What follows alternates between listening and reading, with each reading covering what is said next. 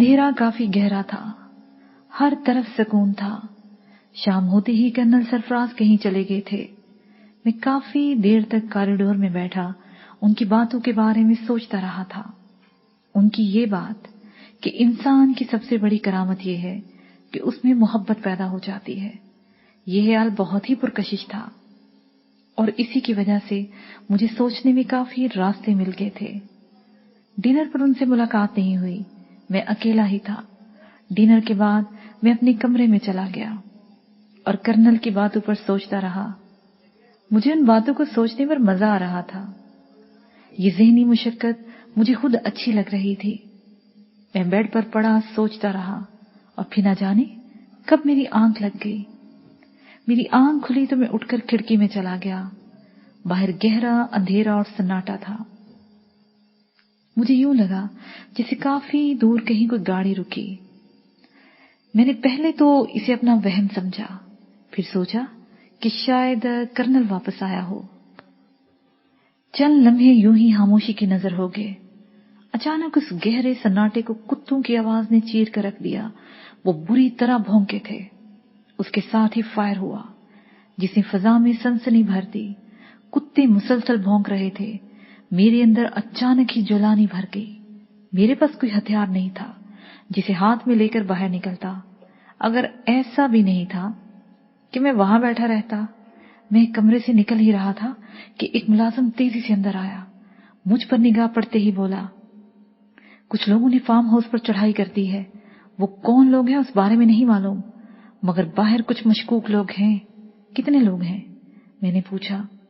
یہ ابھی مجھے نہیں پتا، مگر 2 گاڑیوں پر ہے اور اندر آنے کی کوشش میں ہے۔ ان کے بارے میں پتا چل جاتا ہے ابھی۔ اس نے تیزی میں بتایا تو مجھے ایک دم سے خیال آیا۔ تب میں نے پوچھا، یہ سب تمہیں کیسے پتا اور ان کے بارے میں کیسے معلوم ہو جائے گا؟ آئیں میں آپ کو بتاتا ہوں، اس نے کہا اور واپس مڑ گیا۔ میں اس کے پیچھے پیچھے جانے لگا۔ کتے مسلسل بھونک رہے تھے۔ 2-3 راہداریاں مڑنے کے بعد وہ ایک کمرے میں گیا۔ وہ فارم ہاؤس کا کنٹرول روم تھا۔ اس میں 6 سکرین لگے ہوئے تھے جس میں مختلف مناظر دکھائی دے رہے تھے۔ ان میں سے 2 سکرین ایسے تھے جن میں فارم ہاؤس کے باہر کے مناظر تھے۔ وہاں اچھی خاصی ہلچل تھی۔ 4 وہیل جیپوں کے آگے چند لوگ متحرک تھے۔ وہ اندر داخل ہونے کی کوشش میں تھے۔ وہ شاید کتوں کی وجہ سے ابھی تک اندر داخل نہیں ہو پا رہے تھے۔ میں نے سارا ماحول سمجھا اور پھر اسی ملازم سے پوچھا، یہاں پر اپنے کتنے بندے ہیں اور ہتھیار کہاں ہیں؟ ہم یہاں پر صرف 4 بندے ہیں، 3 ہم اور ایک بندہ باہر گیٹ والے کمرے میں ہے، اس نے بتایا۔ تو میں نے اسے حوصلہ دیتے ہوئے کہا، تم فکر نہ کرو، مجھے ہتھیار لا کر دو، باقی میں دیکھتا ہوں۔ میرے یوں کہنے پر وہ مڑا اور اسے دیوار میں لگی ہوئی ایک الماری کو لوہے کے پٹ کھولے۔ اندر بڑا جدید اسلحہ دیکھ کر میں خوش ہو گیا۔ میں نے اپنی پسند کا پسٹل لیا، فالتو راؤنڈ اٹھائے اور باہر کی جانب جانے لگا تو ملازم نے کہا، سر آپ کو اتنا پریشان ہونے کی ضرورت نہیں، ویسے آپ باہر جائیں کوئی بات نہیں، لیکن انہیں فارم ہاؤس کے اندر ضرور آنے دیں، پھر آپ دیکھیں ان کے ساتھ کیا ہوتا ہے۔ کیا مطلب؟ تم کہنا کیا چاہ رہے ہو؟ سر یہ جو کنٹرول روم میں بندہ بیٹھا ہے یہ سب دیکھ لے گا، اس نے کہا۔ تو مجھے اس کی بات سمجھ میں نہیں آئی۔ میں نے اس کی بات سنی انسنی کرتا ہوا باہر نکل گیا۔ باہر ملگجی روشنی تھی جس میں صاف دیکھا جا سکتا تھا، ویسے بھی مجھے ان کی لوکیشن کے بارے میں اندازہ تھا، اور دوسرا کتے ان کی سمت بارے نشاندہی کر رہے تھے۔ میں کاریڈور کے ساتھ لگ کر کھڑا ہو گیا۔ کتے بڑی زور سے بھونکنے لگے تھے۔ مجھے یہ احساس تھا کہ اگر کتوں کو خاموش کرایا تو باہر آنے والے لوگ الرٹ ہو جائیں گے، اور ایسا نہ کیا تو باہر والے لوگوں کی گولی کا شکار ہو سکتے ہیں۔ سو میں دم سادے دیکھتا رہا۔ مجھ سے تقریباً 100 قدم کے فاصلے پر ایک آدمی دیوار پر چڑھا اور اندر کود گیا۔ وہ چند لمحے دبکا رہا، پھر سر اٹھایا۔ اس نے باہر کچھ پھینکا، جس کے چند لمحے بعد 2 آدمی اندر آ گئے، اس کے ساتھ 3 اور آ گئے۔ وہ 6 تھے۔ ایک دوسرے کو کور دیتے ہوئے وہ آگے بڑھتے لگے۔ وہ کافی حد تک پھیلے ہوئے تھے۔ کتے وہاں سے بھاگ کر دوسری جانب چلے گئے تھے और वहीं खड़े उन पर भौंक रहे थे। अचानक उनमें से एक आदमी रुका और दूसरों को रुक जाने का इशारा किया। वो शायद अंदर की सुनगुन लेना चाहता था। वो चंद लम्हे खड़ा रहा, फिर जैसे ही वो अंदर की जानिब आगे बढ़ा और मैंने फायर करने के लिए पिस्टल सीधा ही किया था कि अचानक सुर्ख रंग की शुआएं उनकी जानिब बढ़ी। उन्हें जैसे करंट लग गया। उन्हें अपना होश ही नहीं रहा था। वो पहले ही हल्ले में 3 गिर गए। दूसरे अभी छुपने की जगह तलाश कर रहे थे कि मैंने यके बाद दीगरे उन पर फायर करता रहा, लेकिन शुआएं पहले ही अपना काम दिखा चुकी थी। मैं समझ गया कि मुलाजिम क्या कह रहा था। उनमें से एक वापस मुड़ा और दीवार कूद कर बाहर जाना चाहता था कि मेरे निशाने का शिकार हो गया। एकदम से सन्नाटा तारी हो गया। कोई करा भी नहीं रहा था। मैं अपनी जगह तब्दील कर ली और कॉरिडोर के दूसरे सिरे पर चला गया। फिर वही हुआ जिसका मुझे 100% यकीन था। अचानक 2 आदमी उठे और फायर करते हुए कॉरिडोर की जानिब भागे। वो सामने से फायर नहीं होने देना चाहते थे, यहां तक कि वो कॉरिडोर की सीढ़ियों तक आ गए। शुआएं फिर निकली, मगर वो इसके असर में नहीं आए थे। मैंने उनके निचले धड़ का निशाना लिया और फायर करना शुरू कर दिया। वो वहीं ढेर हो गए। अचानक मेरे सर के ऊपर से एक रॉकेट फायर हुआ। वो किसी ने छत पर से चलाया था। अगले ही लम्हे बाहर खड़ी गाड़ी धमाके से फट गई। मैंने लम्हा भर की तेज रोशनी में इन बंदों के बारे में अंदाजा कर लिया था कि कौन किधर है। धमाके के फौरन बाद एक और रॉकेट चलाया गया और दूसरी गाड़ी भी धमाके से तबाह हो गई। तभी अंदर से एक मुलाजिम बाहर आया। उसके हाथ में गन थी। उसने बाहर आते ही कॉरिडोर में स्विच ऑन कर दिया। बाहर लॉन में दूर तक रोशनी हो गई। वो 6 के 6 वहीं पड़े दिखाई दिए। वो जो बाहर मुलाजिम था उसका क्या हुआ? उसे देखो, वो महफूज है और राब्ते में है। वो बाहर वाले उस कमरे में है। उसने गेट के साथ बने हुए कमरे की तरफ इशारा करते हुए कहा, जिस पर मैं सर हिलाकर रह गया। तब उसने कहा, इन्हें उठाएं या पड़ा रहने दे? देखे तो सही ये कौन है। मैंने सलाह दी तो वो मुख्तात अंदाज में आगे बढ़ा। मैं इसके कवर पर था। इतने में बाहर वाले कमरे से वही मुलाजिम भी आ गया। उनमें से 2 लोग मर चुके हैं। जैसे ही मेरी निगाह कॉरिडोर के साथ पड़े 3 बंदों में से एक पर पड़ी तो मैं चौंक गया। ये वही था जिसने मुझे चंद दिन पहले अगवा किया था, जिसकी वजह से मैं यहां पर था। इसका मतलब है कि वो मेरी तलाश में इधर आए थे। उसने मुझे नजरअंदाज नहीं किया था। मैंने मुलाजिम से उसे उठाने को कहा। वो बेहोश था। उसका खून काफी हद तक बह गया था। एक मुलाजिम ने उसे कॉरिडोर के फर्श पर लटा दिया। 2 मुलाजिमों ने मरे हुए को अलग किया और बाकी 3 बाहर वाले कमरे में ले गए। वो मेरे सामने बेहोश पड़ा था। मैंने पानी उसके मुंह पर मारा तो वो करा कर रह गया। मैंने उसे होश दिलाने के लिए उसका मुंह पकड़ा, तब उसे आंखें खोल दी। वो मेरी जानब खौफजदा निगाहों से देखता रहा, फिर अटकते हुए बोला, मैंने मान लिया तुम खतरनाक हो। बहुत तलाश किया मैंने तुम्हें, और अब तकलीफ के बायस उससे बोला नहीं जा रहा था। ये तो मुझे मालूम है कि तुम भारतीय हो और तुम्हें मेरे कत्ल के लिए भेजा गया है। किसने भेजा है तुम्हें यहां तक? मैं भेजा नहीं गया, मुझे बुलवाया गया है। शाहनवाज का एक पूरा गिरोह है जो हमारे साथ काम करता है। तेरे इलाके में हमारा पूरा नेटवर्क चल रहा है। उसकी हिफाजत तो हमने करनी है ना। ये लफ्ज उसने बमुश्किल से कहे थे। उसके साथ ही वो हिचकियां लेने लगा। मैंने पानी उसके हल्क में उंडेला ही था कि बाहर सारी गाड़ियां आन रुकी। मुलाजिम तेजी से बाहर की जानिब लपका। अगले चंद लम्हों में कर्नल सरफराज के साथ कई दूसरे लोग भी आ गए।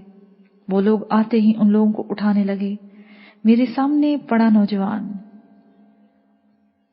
मेरी जानब हसरत भरी निगाहों से देख रहा था। क्या चाहते हो? मैंने उसकी आंखों में देखते हुए पूछा। तो वो बोला, तुम मुझे अपने हाथों से मार दो, मैं कैद होना नहीं चाहता। नहीं, तुझे कोई भी नहीं मारेगा। तुम अगर इलाज से जिंदा बच गए तो मैं तुमसे मिलूंगा। जाओ अब, मैंने कहा और वहां से पलटकर अंदर की जानिब चला गया। मैं चाहता था कि कर्नल मुझसे कोई बात करें, मगर वो उजलत में थे, फौरन ही वापस चले गए। मैं आधी रात गुजर जाने के बाद भी यूं ही जागता रहा। मेरे हवास ही नहीं, मेरा अंदर भी जाग गया था। मुझे नींद नहीं आ रही थी। मैं यूं ही सारी रात बैठा सोचता रहा। उस वक्त सुबह की नीलगो रोशनी हद जानिब फैल चुकी थी।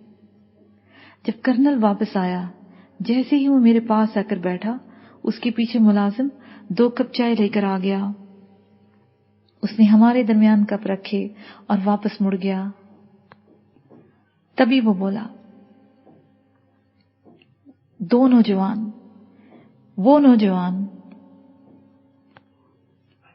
नौजवान जिसके हलक में तुमने पानी डाला था, वो रास्ते ही में मर गया। उसकी लाश फिलहाल मैंने सरधाने में रखवा दी है, फिर बाद में देखेंगे। वैसे मैं तुमसे एक सवाल करना चाहता हूं। जी कहें, मैंने तेजी से कहा। मैं मानता हूं, चाहे जितना जदीद हिफाजती निजाम हो, जब तक बंदे में दिल और जिगर नहीं होता, वो जदीद निजाम भी बेकार हो जाता है। मुझे खुशी हुई कि तूने सब संभाल लिया, लेकिन जब मैं आया तुम दुश्मन से इतना प्यार क्यों जता रहे थे? मैंने उससे प्यार नहीं किया, बल्कि उस वक्त वो बेबस था। वो चाहे दुश्मन था, लेकिन बेबस इंसान के साथ, और मैं क्या करता? मैंने अपनी तरफ से बहुत मुनासिब जवाब दिया था। तुम पहले भी ऐसे ही थे, या फिर यहां पर किसी बात का असर लिया है? शायद पहले ही से था, मैंने सोचते हुए कहा। तो वो एकदम से हंस दिया। खूब, किसी के अंदर कुछ हो तो तभी बाहर आता है। इंसान खुद अपने अमाल से बता देता है कि उसे मट्टी कैसी लगी है। मट्टी भी हलाल और हराम होती है, और हराम मट्टी लफ्ज फकत मुनाफिक को लगती है। उसके साथ प्यार जताना खुद अपने आप के साथ धोखा है। ये मुनाफिक का पता कैसे चलता है? मैंने पूछा। मुनाफिक होता ही वही है जिसके बारे में तब पता चले जब वो मुनाफिकत कर जाता है। मैंने 23 बरस तक एक ऐसे बंदे को पाला जो खुद को इंसान साबित करता रहा, लेकिन बाद में जब वो मुनाफिकत कर गया तो पता चला कि उसे मट्टी ही हराम लगी हुई थी। बाबा जी बुल्ले शाह सरकार ने ऐसे ही लोगों के लिए कहा है, दोस्त और दुश्मन का पता उसी वक्त चलता है जब मुश्किल आन पड़े। उनके बारे में बंदा क्लियर हो जाता है कि वो कैसे हैं, लेकिन मुनाफिक, उसकी मुनाफिकत के बाद भी बंदा ना संभले तो वो हता खाता है, वो फिर नहीं संभल सकता। मैं आपकी बात याद रखूंगा, मैंने दिल से कहा। तो वो बोले, आज तुम नूर नगर वापस जाओगे। पता नहीं आगे हालात क्या बनते हैं, लेकिन मुझे न जाने क्यों ये एहसास हो रहा है कि तुम लौट कर यहां जरूर आओगे। उन्होंने कुछ ऐसे अजीब लहजे में कहा कि मैं अंदर से भीग कर रह गया, इसलिए जल्दी से बोला, यकीन जाने अगर नूर नगर में मामलात न फैले होते तो मैं यहीं रह जाता। बहुत सुकून है यहां पर, मैं यहीं रहना पसंद करता। लेकिन तुम्हारे मुकद्दर में सुकून नहीं है, और ना ही इसकी ख्वाहिश करना। खैर, अब उठो और तैयार हो जाओ, ड्राइवर तुम्हें नूर नगर छोड़ आएगा। उसके कहने पर मैं उठा तो वो भी उठ गया। उसने मुझे अपने सीने से लगाया तो एक लम्हे के लिए मुझे वो वक्त याद आ गया जब मैं गोपे में बाबा जी से मिला था। ऐसी ही ठंडक मेरे अंदर उतर गई थी। मैं खुद को हल्का फुल्का महसूस कर रहा था, जैसे मुझे कायनात में फेंक दिया गया हो और मैं बेवजन हो गया हूं। चंद लम्हे यही कैफियत रही। जैसे ही उन्होंने मुझे अलग किया, मैं खुद में बहुत बोझ महसूस करने लगा था। मुझे इस तब्दीली का पूरा पूरा एहसास था।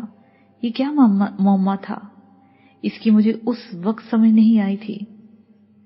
तकरीबन 2 घंटे बाद जब मैं वहां से निकला تو بہت زیادہ پرجوش تھا۔ وہ دونوں کتے میرے ساتھ گاڑی میں میرے ساتھ نور نگر جا رہے تھے۔ جنہیں میں کتے کہہ رہا تھا وہ منافقوں سے زیادہ اچھے تھے، انہیں میں کیسے بھول جاتا۔ نیا پیراگراف۔ سپہر کا سورج اپنی دھوپ سمیٹ بادلوں کے ساتھ آنکھ مچولی کھیل رہا تھا جب تانی اور جسپال نور نگر کے قریب پہنچ گئے۔ دوپہر سے پہلے وہ بہاولپور ایئرپورٹ پر اترے تھے جو انہیں ویران سا لگا تھا، شاید اس لیے بھی ویران لگا کہ وہ بہت چھوٹا تھا اور بہت کم سواریاں اتری تھیں۔ وہ ایئرپورٹ سے باہر آئے تو سامنے سرمد کھڑا مسکرا رہا تھا، اس کے پیچھے سیاہ رنگ کی 4 وہیل گاڑیاں موجود تھیں۔ وہ بہت تپاک سے ملا، وہ دونوں سے کچھ دیر باتیں کرتا رہا، پھر اس نے اپنے ایک بندے کے ساتھ انہیں روانہ کر دیا۔ وہ جیسے ہی نور نگر کے قریب پہنچے تو ڈرائیور نے پوچھا، اگر آپ کہیں تو نور نگر فون کر دیا جائے کہ ہم پہنچ گئے ہیں۔ تمہارے پاس نمبر ہے اور کسے کرو گے فون؟ جسپال نے مسکرا کر پوچھا تو ڈرائیور نے سنجیدگی سے کہا، سر روہی کا مسلسل رابطہ ہے وہاں، اشفاق نامی ایک نوجوان ہے، وہ جمال کے بہت قریب ہے۔ تم گھر جانتے ہو؟ تانی نے پوچھا۔ میں پہلے کبھی نہیں گیا لیکن پہنچ جاؤں گا، اس نے جواب دیا۔ تانی محسوس کر رہی تھی کہ یہ کوئی ایسے سوال نہیں تھے جو پوچھے جائیں، بس یوں ہی وہ خاموش رہ رہ کے اکتا چکی تھی۔ دوسرا شاید اس کے اندر خوشی تھی کہ وہ جمال کے پاس جا رہی ہے۔ جمال کے تصور کے ساتھ ہی اسے سونی کا خیال بھی آیا تھا۔ ایک وہی تھی جو جمال کے حصول میں سب سے بڑی رکاوٹ تھی۔ پتہ نہیں مستقبل میں اس کے ساتھ کیسا رویہ اپنانا پڑے۔ اسے یہ معلوم تھا کہ سونی بھی اس وقت نور نگر میں ہے۔ تانی نے سوچ لیا تھا کہ وہ ہر ممکن حد تک سونی کے ساتھ اپنا رویہ اچھا ہی رکھے گی۔ دونوں کے تعلق میں سونی کا رویہ ہی بنیاد ثابت ہوگا۔ وہ انہی خیالوں میں کھوئی تھی کہ وہ نور نگر گاؤں کے داہلی راستے پر آگے، جہاں اشفاق عرف چھاکا اپنے ساتھ چند لوگوں کو لیے کھڑا تھا۔ اس نے ہاتھ کے اشارے سے انہیں روکا تو ڈرائیور نے جیپ روک دی۔ چھاکا آگے بڑھا، اس نے ان تینوں پر نگاہ ڈالی، پھر مسکراتے ہوئے بولا، تانی اور جسپال، میرے گاؤں نور نگر میں خوش آمدید۔ جی آیا نو، ہمیں پہچان لیا تم نے؟ جسپال نے بھی مسکراتے ہوئے پوچھا۔ دوستوں کی خوشبو دور سے ہی آ جاتی ہے، اور تم دونوں تو پھر اپنے ہو، آ جاؤ۔ یہ کہہ کر وہ پلٹا اور اپنی بائک پر جا بیٹھا۔ ڈرائیور نے جیپ اس کے پیچھے لگا دی۔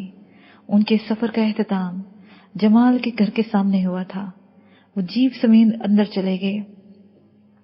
جمال اور اس کی ماں سامنے ہی صحن میں نیم کے درخت تلے چارپائی پہ بیٹھے تھے۔ انہیں دیکھ کر وہ اٹھا۔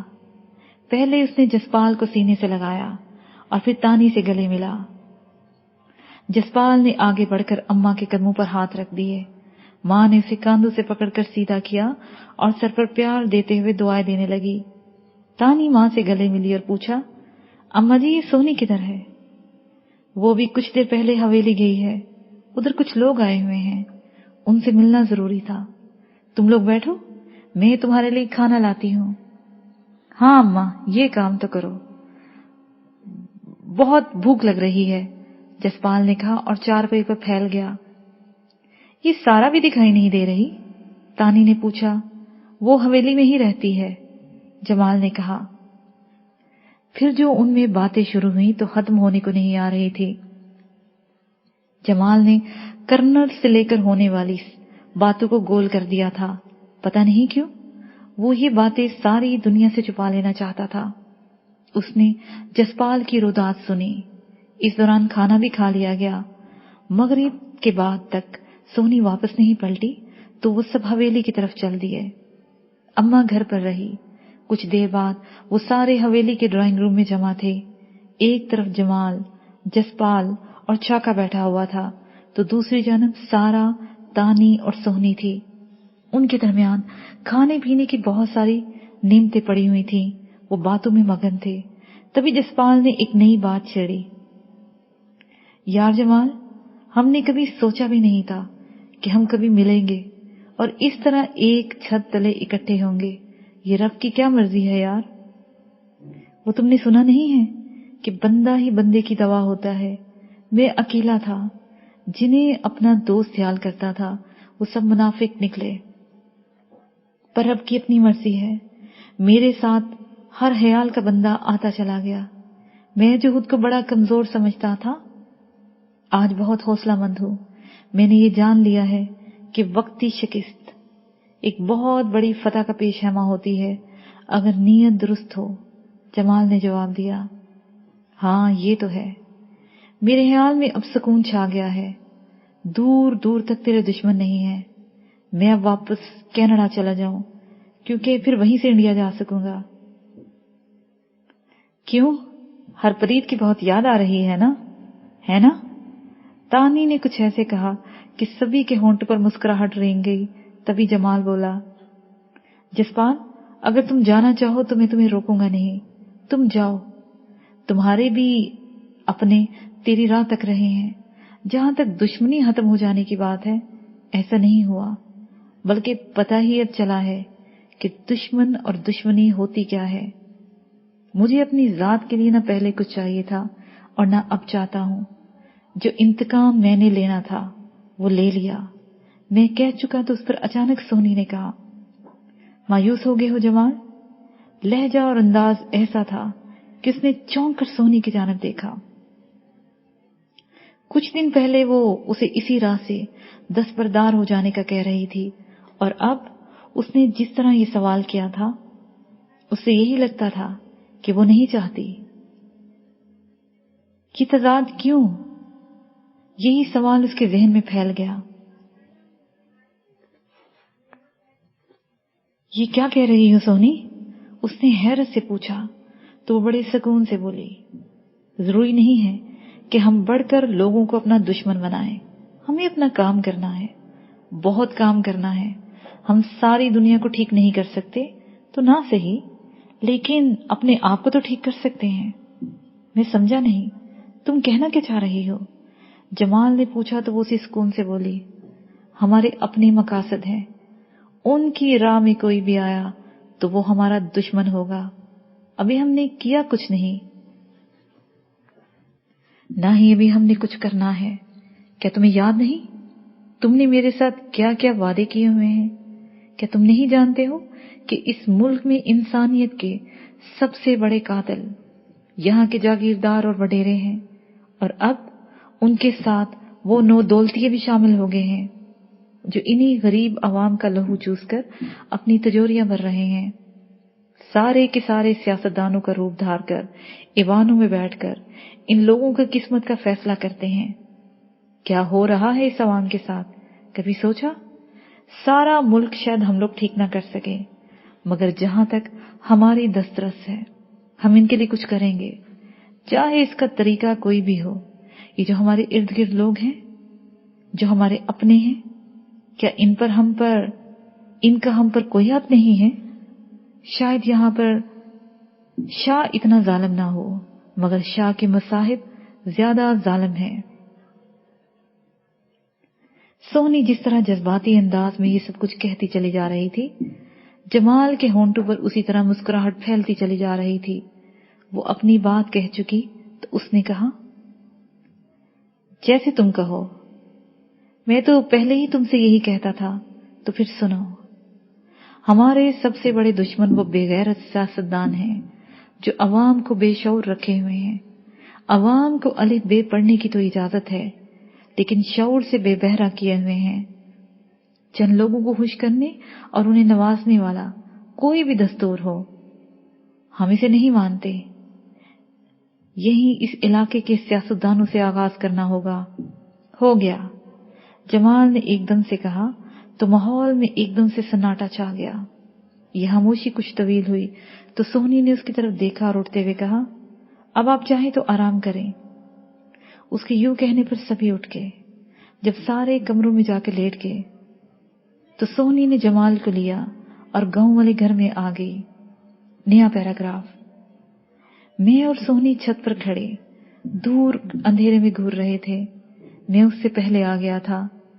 कुछ देर बाद वो मेरे साथ आकर खड़ी हो गई। शायद मेरे बोलने का इंतजार कर रही थी। मैंने मुड़कर उसकी तरफ देखा। वो मेरे चेहरे पर ही देख रही थी। इतनी बड़ी तब्दीली की वजह पूछ सकता हूँ सोहनी? मैंने बहुत सोचा है जमाल। तुम ठीक हो और मैं गलत थी। जिंदगी का तो कोई भी भरोसा नहीं है। अभी है, अभी नहीं होगी। कौन इस बारे में हतमी बात कर सकता है?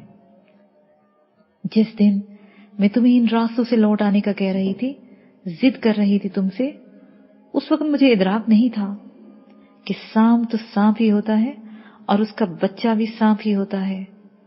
कहीं तुम शाहजेब की बात तो नहीं कर रही हो? मैंने तेजी से पूछा। मैं वकास पीरजादा की बात कर रही हूं। वो महज दुश्मनों से ही नहीं मिला, बल्कि अपनी कुव्वत बढ़ाने के लिए उसने न जाने किन किन लोगों से साज़बाज़ कर ली है। उसका पहला टारगेट मैं हूं। अब ये मत समझना कि जब मुझ पर पड़ी है तो मैं तुम्हें उसके खिलाफ उकसा रही हूं, बल्कि असल बात बताओ, कहानियां छोड़ो। मैंने उकता कर उसकी बात काटते हुए कहा तो वो बोली, ये पीरजादा वक्कास और चौधरी शाहनवाज बहुत अरसे से गठजोड़ किए हुए हैं। इसका तुम्हें इल्म ही होगा। शाहनवाज जब से खुफिया वालों के हत्थे चढ़ा है, वक्कास ने अपना रास्ता बदल लिया है। वो एक तरफ खुद भारतीय लोगों की मदद कर रहा है, तो दूसरी जानब यहां पर भारतीय लोगों का नेटवर्क उसके साथ हो गया है। उसके साथ साथ उसने शाहजेब और मलिक सज्जाद से भी दोस्ती कर ली है, और शाहजेब और मलिक सज्जाद ने भी आपस में दोस्ती कर ली है। ये कोई नई अनोखी बात नहीं सोहनी, ऐसा उन्होंने करना ही था। लेकिन तुम इनका टारगेट कैसे हो, ये बताओ? मैंने बराह रास्त उसकी आंखों में देखते हुए कहा। तो एक लम्हे खामोश रहने के बाद बोली, मैंने तालीम के जरिए लोगों में शऊर फैलाने की मुहिम का जैसे ही आगाज किया तो यहां पर मेरी जबरदस्त मुखालफत हुई है। पहले तो मैं समझ ही नहीं सकी, लेकिन बाद में मुझे पता लगा कि पूरे इलाके के वो शहज़ोर जो यहां मेले में मैदान जीतते रहे हैं, वो अब पीरजादा वकास के जाती मुलाजिम हैं, और उसी की एमा पर यहाँ के बहुत सारे लोग भी ऐसी तालीम की मुखालफत कर रहे हैं जो यहाँ के सरकर्दा हैं। वो इस तालीम को मजहब के खिलाफ कह रहे हैं। तुम्हारे निसाब में तो ऐसी कोई बात नहीं है जिससे वो? मैंने पूछा। नहीं, ऐसी कोई बात नहीं, बल्कि मैंने तो सिर्फ एक बात को, बल्कि एक आयत करीमा को सामने रखा है, और वो है, तुम अपने रब की कौन कौन सी नेमतों को झुटलाओगे? मेरा सारा निसाब इसी बात पर है, तो फिर मैं देख लूंगा सबको। एक सिर्फ हमारा दीन है जिसमें औरत और मर्द दोनों की तालीम फर्ज करार दी गई है। जितना हक किसी मर्द का है उतना ही औरत का हक है। तुम घबराओ मत, तेरा और मेरा दुश्मन एक ही है। मैंने उसे हौसला दिया। इलाके में मनफी प्रोपेगेंडा फैल रहा है, उसने कहना चाहा तो मैंने बताया, ये मुनाफिक लोगों का हथियार है, इन्हीं से बचना है। लेकिन जब वो सामने हक आ जाता है तो ये लोग किसी हारिश ज़दा चूहे की मानद छुप जाते हैं। हौसला और अपनी नीयत दुरुस्त रखो, अल्लाह ताला हमारे साथ है। अब मुझे हौसला आ गया है जमाल, और मैं महसूस कर रही हूं कि रब मेरे साथ है। उसने जज़ब से कहा तो मैंने उसके चेहरे पर देखता रह गया। तभी उसने यूं कहा जैसे उसे याद आ गया हो, सारा उसका बेटा मुराद और ससुर यहां पर हैं। मैंने उन्हें हवेली में रखा है। उनके बारे में क्या इरादा है? मैं समझा नहीं, तुम कहना क्या चाहती हो? मैंने वाक़तन कुछ न समझते हुए पूछा। वो बहुत बड़ी दौलत अपने साथ लेकर आई है। 2 दिन हुए वो यहाँ के बारे में बातें पूछते रही थी। यहाँ का सारा सेटअप उसने देखा तो उसने अपनी दौलत, बल्कि सारी दौलत इस सेटअप में लगाने के लिए मेरे सामने ढेर कर दी, और उसने यही रहने की ख्वाहिश का इजहार किया है। नहीं, वो दौलत हमारी नहीं है, और मेरे ख्याल में वो यहाँ रह भी नहीं सकेगी। ख्वाहिश और फैसले में बड़ा फर्क होता है। बस اس کی دل آزاری نہیں ہونی چاہیے، اسے بہت عزت اور احترام دینا۔ میں نے اسے سمجھایا تو وہ بولی جیسے تم کہو۔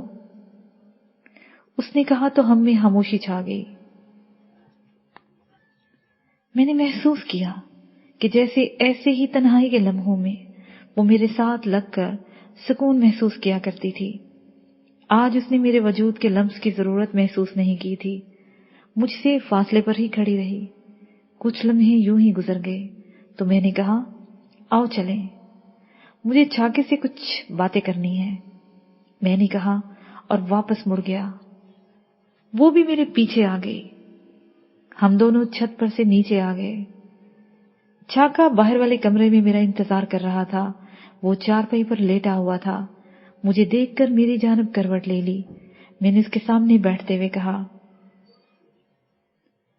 چھاکے اپنے علاقے کی صورتحال کیا ہے، کچھ پتا بھی ہے یا؟ میں نے جان بوجھ کر فکرہ ادھورا چھوڑ دیا۔ وہ چند لمحے خاموش رہا، پھر دھیرے سے بولا پتا ہے، سب پتا ہے۔ اگر شاہ نواز پکڑا گیا ہے تو اس کے حواری کیا چپ بیٹھے ہوں گے؟ وہ پہلے سے زیادہ کام کر رہے ہیں۔ اس کے ساتھ ہی یہ پارٹ اپنے اختتام کو پہنچا۔